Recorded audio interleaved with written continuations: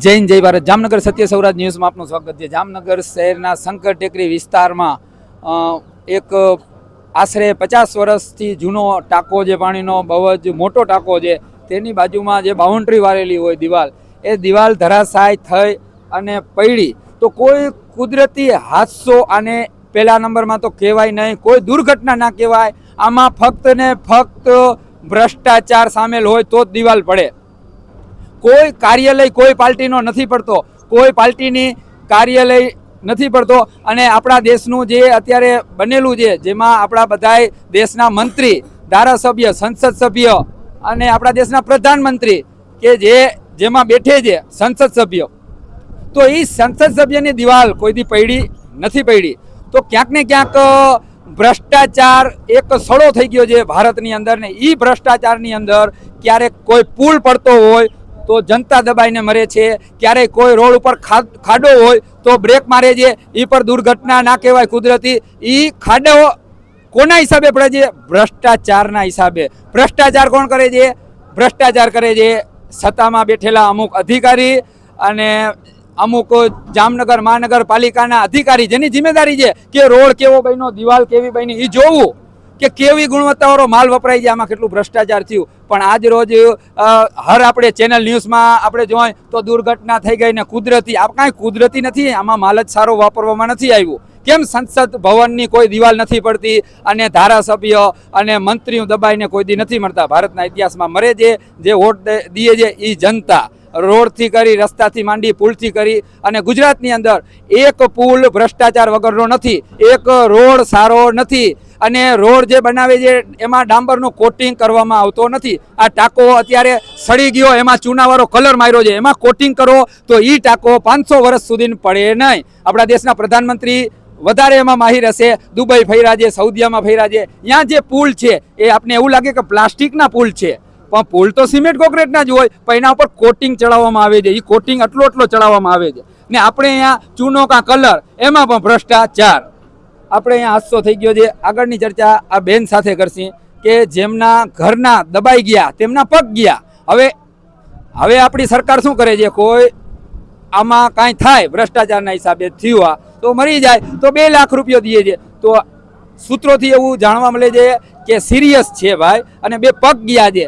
તો 2 પગની કિંમત સરકાર હવે આને જે ઘરના માલિક કી એટલી દેવી પડે. આશરે 2 કરોડ દઈ તો ઓછા કહેવાય. આખી જિંદગી ખાટલામાં બેઠવું અને આખું ઘર નિભાવવું, એટલે ક્યાંક ને ક્યાંક કાં તો નોકરી મળવી જોઈએ. આમના ઘરનાઓને કોકને નોકરી મળવી જોઈએ, કાંઈ ભાઈ ને. કેમ કે મરચા ખાંડવામાં ના લે એવા જામનગર મહાનગરપાલિકામાં 80 હજાર પગાર છે. 80 પગાર છે કે જે મરચા ખાંડવામાં ના હાલે એવાનું. આપણે આગળની ચર્ચા કરશી આ બેન સાથે. તમારું નામ? મારું નામ રોશનબેન. શું કહેશો? આ ક્યારે પડ્યું? અમે તો ઘરે હતા ને, એ હતો ઘરે. અહીંયા હાડી કાઢી તોય આવી ગયા એના 2 પગ. હવે એના ઉપર અમારું આખું ઘર છે. મારા સાસુને પેરેલિસ આવી ગયું છે, 10 મહિના થયા, બોલી નથી શકતા. એ કામ કરે ને એના ઉપર બધા નભે છે. એ લઈ આવે એના ઉપર દવા લે છે, બરોબર. હવે અમે શું કરી કયો? તો હવે આ તમારા ઘરના વ્યક્તિ હતા કમાવા વાળા, તો તમને હવે શું સરકારી નોકરી જોઈએ અથવા તો જિંદગી ભરના બરોબર ને રૂપિયા જોઈએ? આખી જિંદગી નભી ખાય અને એની શક્યતા ઈ દઈએ અમને. એટલે આ ક્યાંક ને ક્યાંક ભ્રષ્ટાચારની હિસાબે થયું ને. હા, નકર તો આ દિવાલ પડે નહીં. દિવાલ પડે જ નહીં. એની 2 તરકારી હોય તો જ પડે ને ભાઈ, નકર પડે. હવે અમે શું કરી કયો? હાલત કેવી છે? હાલત બહુ ગંભીર છે. હા, હું તો હજી જોવા નથી ગઈ. મારા ઘરવાળા લઈને ગયા છે. 2 પગમાં 3-4 ફ્રેક્ચર થઈ ગયા છે. તો હવે શું કરી અમે? આખી જિંદગી ખાટલામાં બેઠવું પડે. તો હવે સરકાર શ્રી પાસે તો અરબો ખરબો રૂપિયા છે. તો 5-10 કરોડ રૂપિયા તો 2 પગની કિંમત થાય. થાય જ ને. 10 કરોડ આપે અમને. 10 કરોડ તો કિંમત થાય જ ને, બરોબર ને? ગ્રાન્ટોમાં આટલું ભ્રષ્ટાચાર થતું હોય તો આ તો ભ્રષ્ટાચારના હિસાબે 2 પગ હોય. ઉપર જ અમારું ઘર હાલે છે, બરોબર. હવે અમે શું કરી કયો? તમે કયો ઈ કરી અમે. કા નોકરી જોઈએ? હા, કા નોકરી જોઈએ ને કાંઈ ને 10 કરોડ આપે અમને. દીકરીઓ છે, એક દીકરી છે, એક દીકરો છે અને એક માજી છે. એ એવા છે ગાંડા ગેલા જેવા. કોઈ કામ કરે એના ઉપર જ અમારું ઘર હાલે છે. અમે તો જુદા રહી છીએ, નોખા રહી છીએ, બરોબર. ઈ કમાવે અને મારી સાસુની અત્યારે ઉદાણી સાહેબમાં દવા ચાલુ છે. હવે ઉદાણી સાહેબનો ચાર્જ કેટલો છે? ઈ કમાય આવે અને અમે એની દવા લઈ છીએ.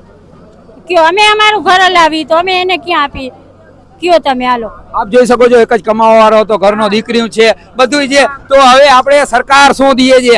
અરબો ખરબો રૂપિયાની વાતો કરે છે કે જામનગરમાં 500 કરોડ રૂપિયા ગ્રાન્ટ આપી, 1000 કરોડ ગ્રાન્ટ આપી. તો આ બે પગ ગયા છે તેને 10 કરોડ રૂપિયા સરકાર આપશે કે શું? તેના ઉપર આપણી નજર રહેશે કે સરકારે આપણી ગરીબ તો કોઈ છે નહીં. આપણે પેટ્રોલ ભરાવા જાય છે એમાં પણ ટેક્સ લઈએ છીએ. સોનાનો ભાવ જુઓ. જે દેશની સરકાર નોકરી આપે, કા બેઠા બેઠા એને નોકરી આપે તો ઈ નભી ખાય, બરોબર, અને કાય ને 10 કરોડ આપે. અમે શું કરી કયો હાલો. અત્યારે સરકાર પણ કોઈ ગરીબ નથી, કેમ કે 2014માં 380 રૂપિયા ગેસના બાટલાનો સિલિન્ડરનો ભાવ હતો, અત્યારે 950 રૂપિયા છે. એટલે સરકાર ક્યાંક ને ક્યાંક ખરબોપતિ છે આપણી, કોઈ ગરીબ નથી. મોંઘવારી આટલા ઊંચલા સ્તર ઉપર પહોંચી ગઈ છે. તો હવે આ બેનને શું સરકાર 10 કરોડ આપશે કે નોકરી આપશે? આપણે આગળ આના ઉપર પણ આપણે નજર રાખશે. સત્ય સૌરાજ ન્યૂઝ. શું કહેશો બેન? હા, નોકરી આપે, કામ એના છોકરાને નોકરી આપે, કામ મને આપે, કા મારા ઘરવાળાને આપે, અને કા મારા દેરને 10 કરોડ આપે. અને હજી પણ હું કહું છું આ ન્યૂઝ ચેનલોમાં અમુક ન્યાય ઉતારો, સરકાર ન્યાય ઉતારે. હાલો કયો તમે હવે. હજી પણ હું સત્ય સૌરાજ ન્યૂઝના માધ્યમથી કહું છું, જામનગર શહેર બ્યુરો ચીફ કે ટીવી ની અંદર આવશે હોનારત થઈ, આમ થયું, ઓલું થયું. અરે ભાઈ કાંઈ નથી થયું, ભ્રષ્ટાચાર થયું છે. એલા ભ્રષ્ટાચાર થી આ પડ્યું છે, આ કોઈથી નથી પડ્યું. આ ભ્રષ્ટાચાર દિવાલમાં કાંઈ માલ નાખ્યો નહીં. Expired cement, expired date cement, લોખંડ તો એક્સપાયર્ડ ડેટ, એમાં બધું ખાવાનું જ હોય. ઓલો અધિકારી. અને જામનગરના એન્જિનિયરે કોઈ દી ચેક જ ના કર્યું, કોઈ દી બહાર જ ના નીકળ્યા સિટીમાંથી કે જામનગરના રોડ કેવા છે, જામનગરની દિવાલો કેવી છે. તમે સર્વે કર્યું શું? જામનગર મહાનગરપાલિકા ડીએન કમિશનર સાહેબ, તમે શેનો સર્વે કર્યો? ગંભીરા બ્રિજ પડ્યો તો તમે જામનગરમાં સર્વે કરવા નીકળ્યા, શેનું કર્યું? આ તો પડી ગયું. તો શું સર્વે કર્યું? હાજી જો કેવા રોવે છે, તમે એનો વિડિયો ઉતારી એવા રોવે છે. એરી હાલો તમને દેખા. કાપી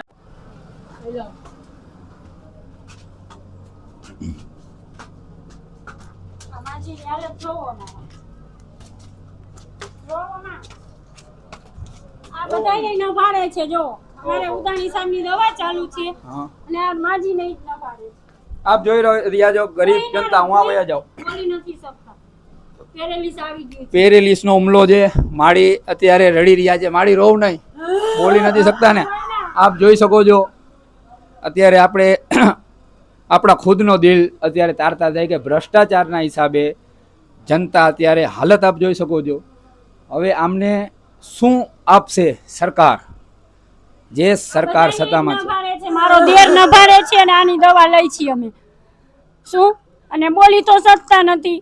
આખો અંગ ખોટો થઈ ગયો છે. આ 10 મહિનાથી એની દવા ચાલુ છે. આપ ઘરની હાલત પરિસ્થિતિ જોઈ શકો. કેટલી ગરીબાઈ છે, કેટલા ગરીબ છે આ લોકો. જો ઘરની પરિસ્થિતિ કેટલા ગરીબ છે આ લોકો. તેમના ઘરના એક વ્યક્તિ કમાવા વાળા હતા, તેના પગ ગયા.